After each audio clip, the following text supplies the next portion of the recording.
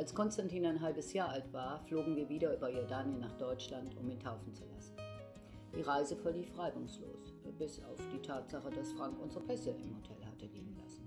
Und ich nass geschwitzt in der Flughafenhalle den Buggy hin und her schob und Frank auf den letzten Drücker ankam. Kurz nach unserer Rückkehr teilte Frank mir knapp mit, dass wir nach Tabuk umziehen würden. Meine Arbeit ist hier beendet, die brauchen mich dort oben, sagte er, und bat mich zügig einzupacken. Gleich am nächsten Tag wurde mit einem Kran ein 6 Meter langer Container vor unserem Haus abgeladen. Ich hatte ja inzwischen Übungen im Einpacken, aber es strengte mich doch ganz schön an. Und diese unglaubliche Hitze machte mir zu schaffen. Stundenlang füllte ich einen Karton nach dem anderen und schleppte ihn nach draußen zum Container. Raus, rein, raus, rein.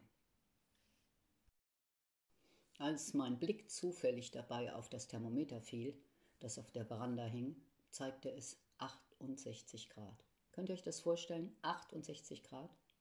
Es war in dieser Zeit so heiß wie nie zuvor. Frank konnte mir natürlich wie immer nicht helfen, denn er hatte ja alle Hände voll im Hafen zu tun.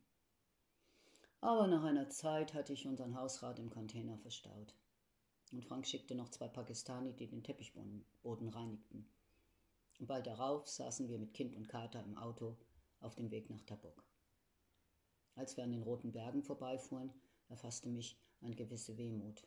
Ich wusste ja nicht, ob ich sie jemals wiedersehen würde. In der Provinz Tabuk, Ort der Stürme, lebten damals so ungefähr 70.000 Einwohner. Bis heute hat sich die Anzahl auf über 500.000 Einwohner erhöht. Tabuk ist die Hauptstadt der Provinz und liegt im Nordwesten von Saudi-Arabien, direkt im Landesinneren. Die Provinz Tabuk ist bekannt für ihr heißes, trockenes Klima. Allerdings wird es im Winter bitterkalt und das Thermometer fällt oft weit unter 0 Grad. Damals bauten seit geraumer Zeit große internationale Firmen Truppenunterkünfte für das saudische Militär. Weil unser Camp schon vor ein paar Jahren erstellt worden war, hatten sich durch das ständige Bewässern Palmen, Oleander und Mimosen prächtig entwickelt. Das Camp mit den typischen Fertighäusern lag eingebettet in einer einzigen Blütenpracht. Vor unserem Haus schlängelten sich fette grüne Gräser über den Boden, die mit unzähligen winzigen lila Blüten übersät waren.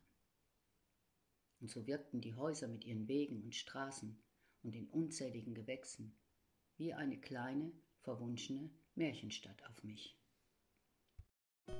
Liebe Follower, dank euch wächst der Kanal stetig. Wir haben mittlerweile sogar Zuhörer aus der ganzen Welt. Nur mit den Abos hapert das noch etwas. Dabei kosten die ja nichts. Und den Daumen hoch ist auch ganz wichtig. Wir hören uns. Bis bald.